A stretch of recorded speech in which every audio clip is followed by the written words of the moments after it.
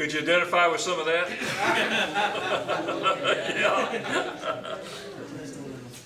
You know, I've talked about, in past sermons, I've talked about loving God, husbands and wives loving each other, and this morning I want to talk about parents loving their children. Amen. And the teens all said, amen. Amen. You know, this is a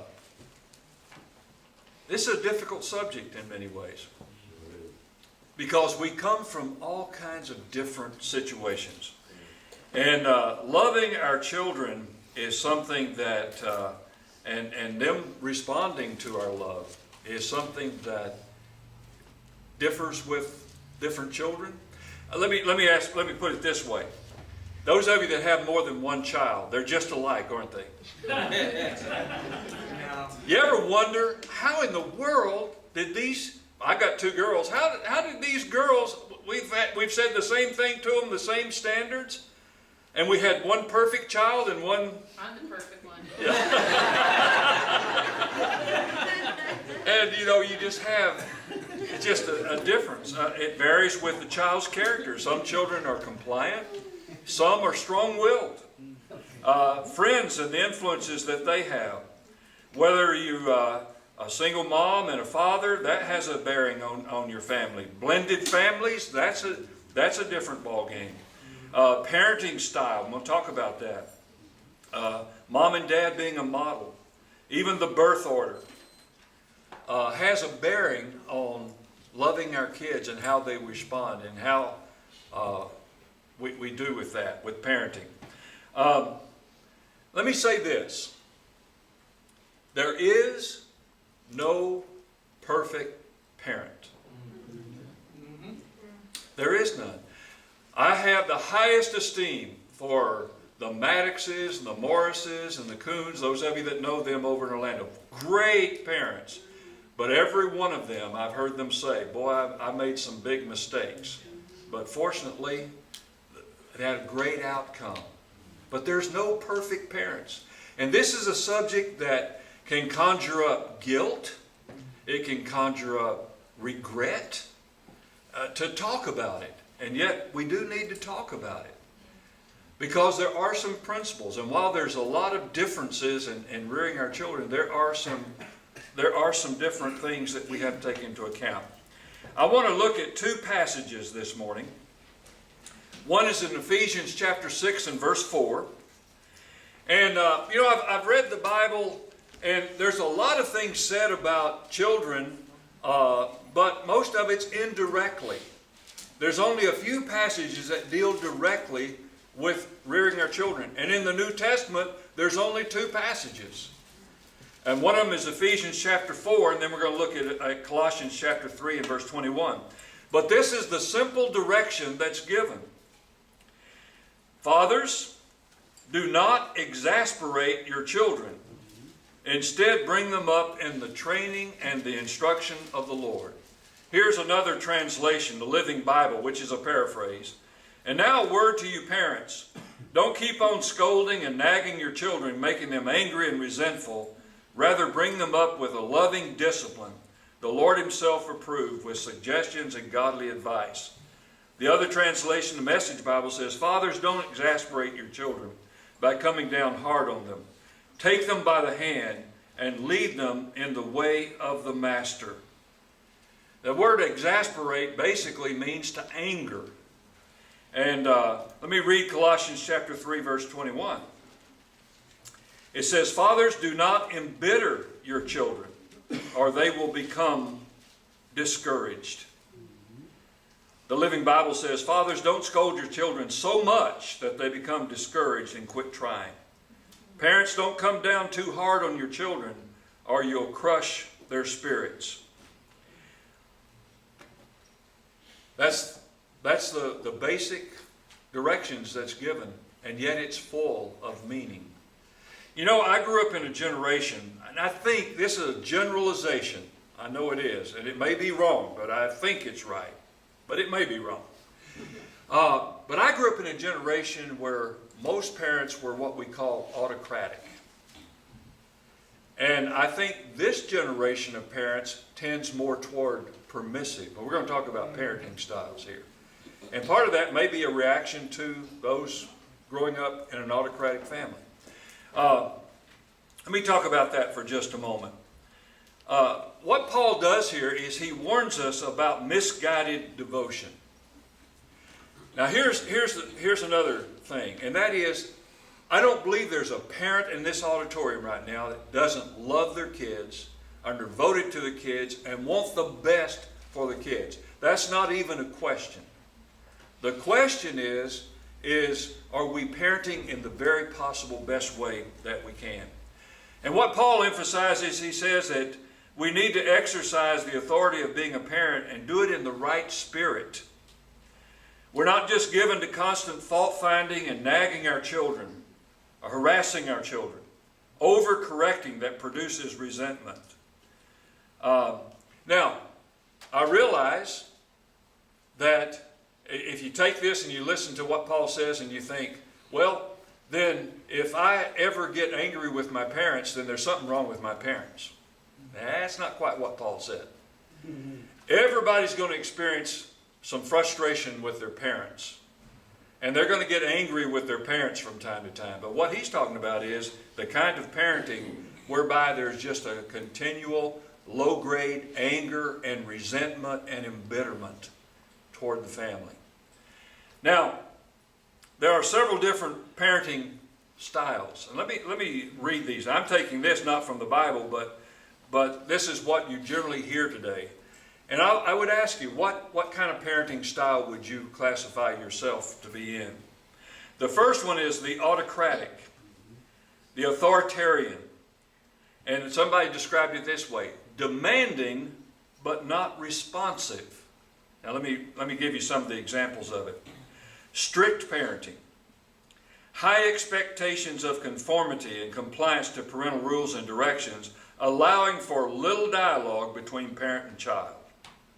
Punitive parenting style, in which parents make their children follow directions and respect their work and effort. They expect a great deal of their child, but they do not explain the reason for the rules or boundaries. Less responsive to the child's needs, are more likely to ground their child rather than discuss the problem. Low parental responsiveness and high parental demand. Parents tend to demand obedience without explanation. That's the autocratic style. My dad was autocratic. I grew up in an autocratic home. My dad, there was no negotiating, there was no discussing. There was just, this is what you do, and if you do it, good. If you don't, there's going to be some consequences. The idea that I would ever, well, Dad, let me give you another thought on that. No, that just wasn't. How many of you were raised in an autocratic home? All right, a lot of us were. Isn't that interesting? A lot of us were raised in that kind of atmosphere. Again, this doesn't mean that if you have this style of parenting that things are going to turn out, that's going to be terrible it's going to turn out terribly. I mean, you guys are representative of the fact that that's not true. But the potential of it turning out badly is much higher in these families, according to the studies that have been done, than they are in any other parenting style. It foments rebellion. It foments deceit. It has all kinds of problems to it. But sometimes kids turn out tremendously well. But that's one parenting style. Paul says, bring them up in the instruction, the training and instruction of the Lord. Teach them. In Deuteronomy chapter 6 through 8, the Old Testament says this. As he spoke to the people of Israel, he said, these commandments I give you today are to be upon your hearts, impress them on your children, talk about them when you sit at home and when you walk along the road, and when you lie down and when you get up. Tie them as symbols on your hands and bind them on your foreheads. Write them on the door frames of your house and on your gates. And what the emphasis is under the Old Testament, and that was written for our instruction as well, is that teaching our children is something that takes place in the regular walk of life. around the dinner table, driving in the car. We're teaching and teaching our children. And, we cannot delegate parental responsibility to teachers.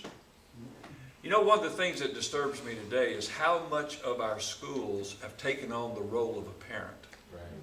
So many different classes and things are dealing with issues that really should be in the home, but a lot of homes can't teach them, so the schools kind of take over.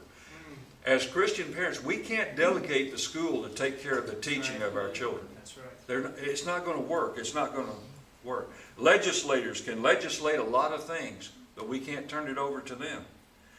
And the other thing is, we can't turn it over to teen workers in the church.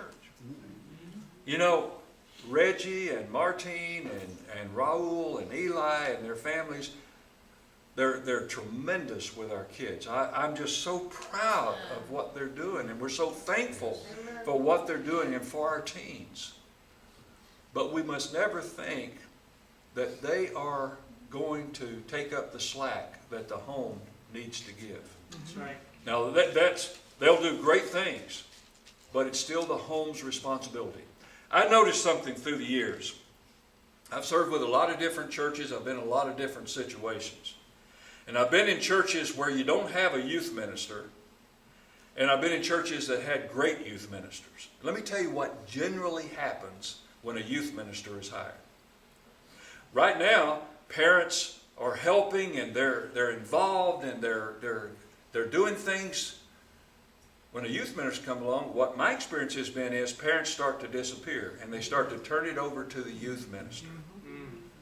Now, that's not to say we shouldn't have a youth minister. It's just to remind us that regardless of who comes and works with our kids, we must make sure it's the home that's teaching the spiritual things that need to be taught. Another parenting style is the, let me see if I've got another parenting style is the permissive style. Now listen to this one. This one is the parent is responsive but not demanding, non-directive, has few behavioral expectations for the child, places few demands or controls on the children, nurturing and accepting, and are responsive to the child's needs and wishes. Indulgent parents do not require their children to regulate themselves and behave appropriately. And this is what the experts wrote.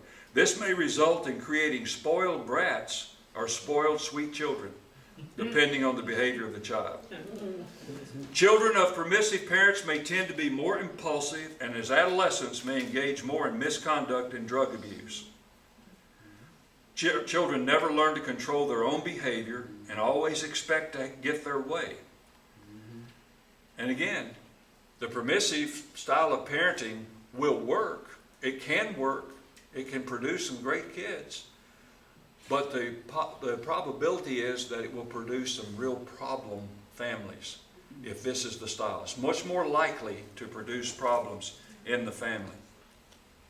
And it's the family that is very responsive. They listen to their kids, they respond to their kids, but they don't have any boundaries. They don't have any things that are any expectations of their children, and so the children are very immature. And then the third style is referred to as the authoritative parenting, not to be confused with authoritarian. And this is the parent is demanding and responsive. And this is some of the characteristics of that. Hold high expectations of maturity. Understand how their children are feeling and teach them how to regulate their feelings. Teach their children how to solve problems. Encourage their children to be independent but still place controls and limits on their actions. Extensive verbal give and take is not refused, and parents try to be warm and nurturing toward their child. Authoritative parents will set clear standards for their children. They'll monitor the limits that they set, and they will allow the children to develop autonomy.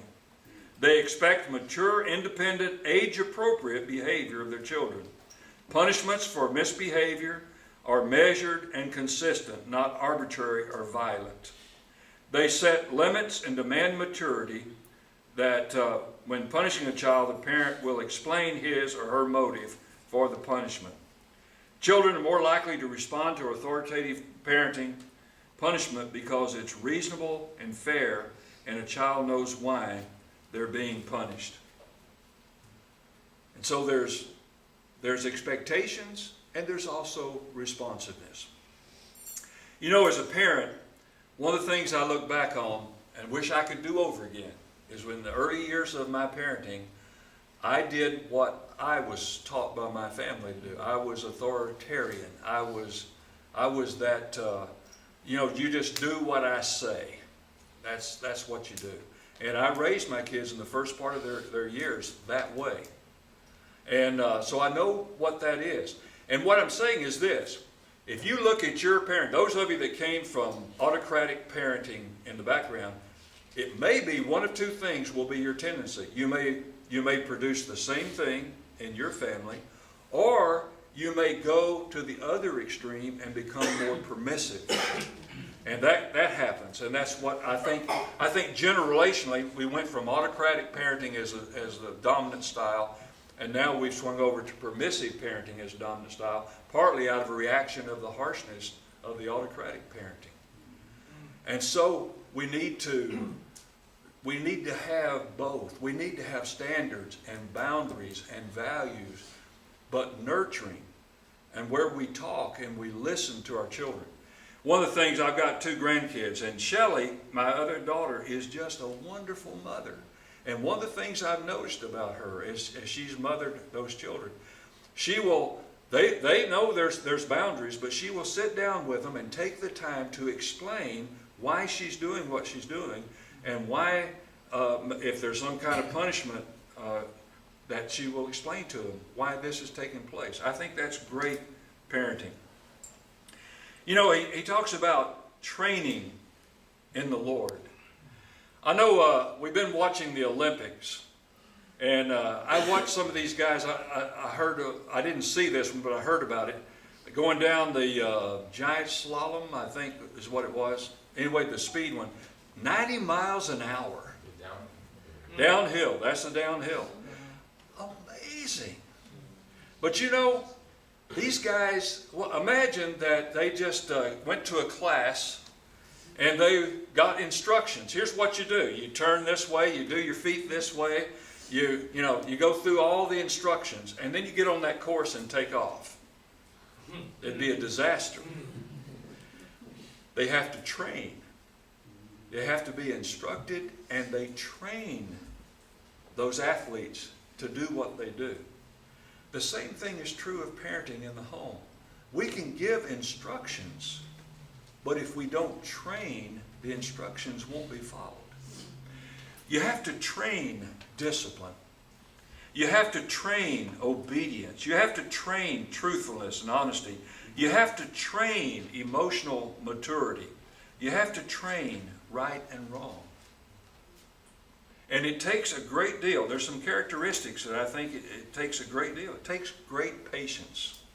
You know, one of the things in this video, that father had great patience, that demonstrated. And by the way, I would have given it, mothers were 2 times what the fathers are, but I couldn't find any videos on the mothers. So it's both fathers and mothers, but that just happened to be the fathers in this case. But patience with our kids. You know, Paul says to the preachers he says, careful instruction and great patience as you preach the gospel. It's the same thing in our families. We've got to have great patience. It takes attentiveness to what's going on.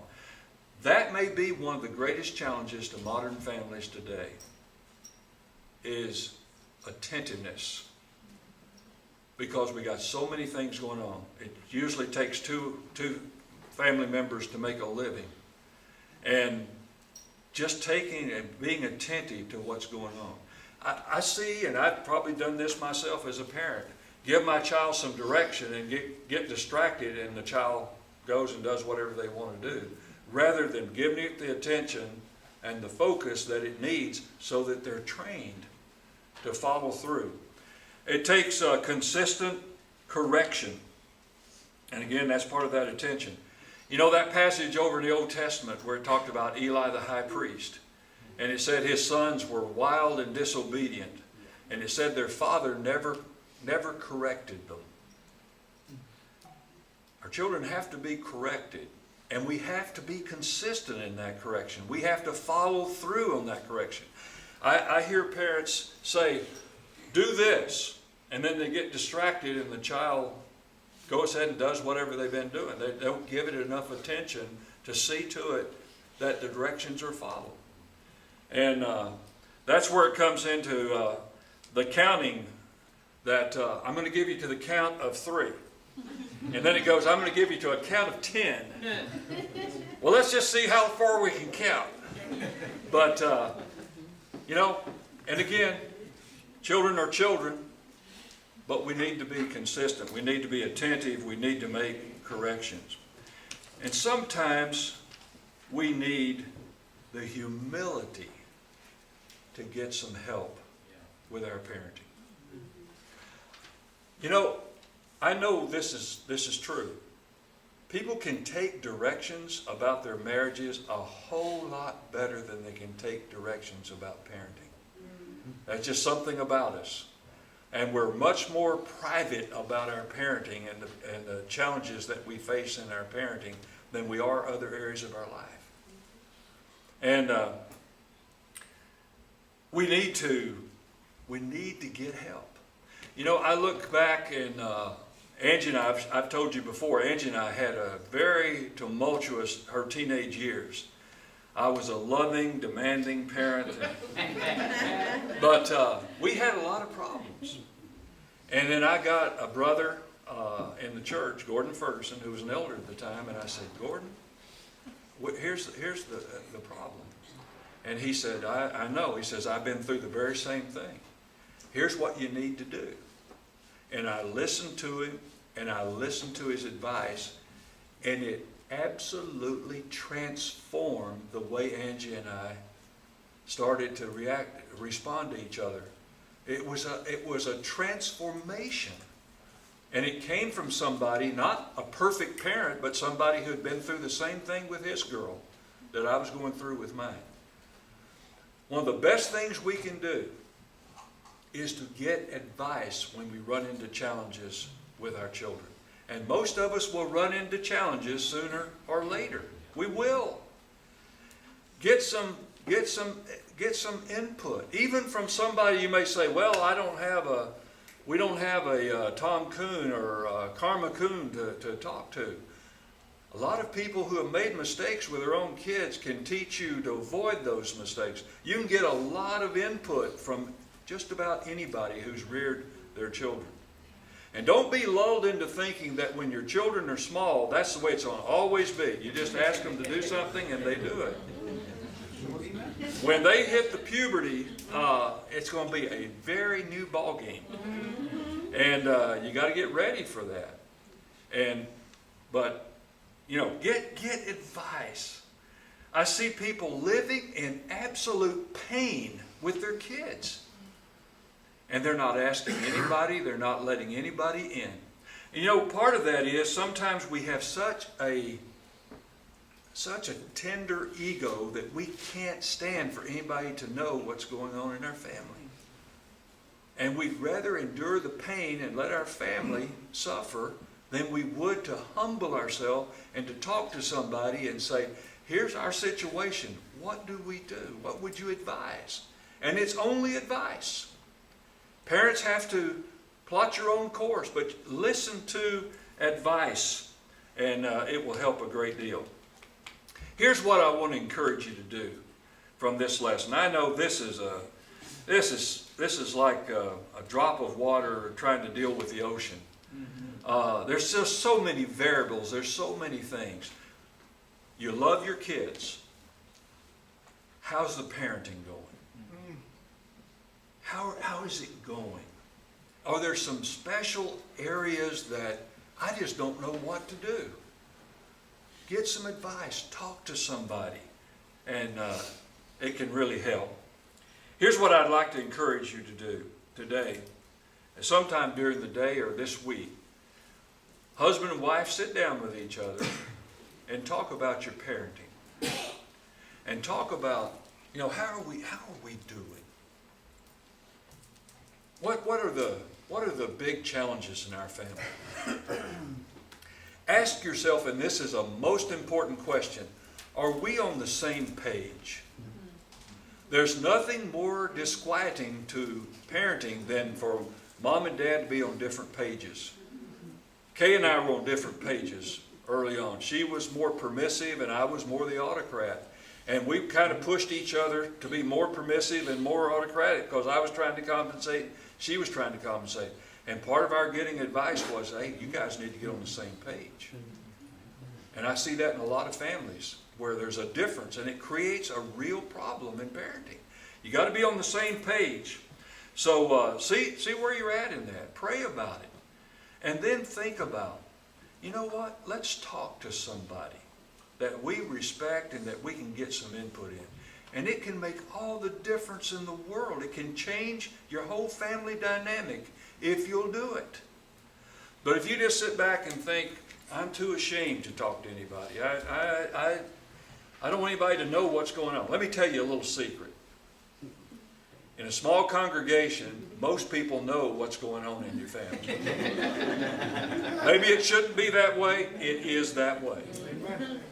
So you're not probably going to reveal anything that some of the people know.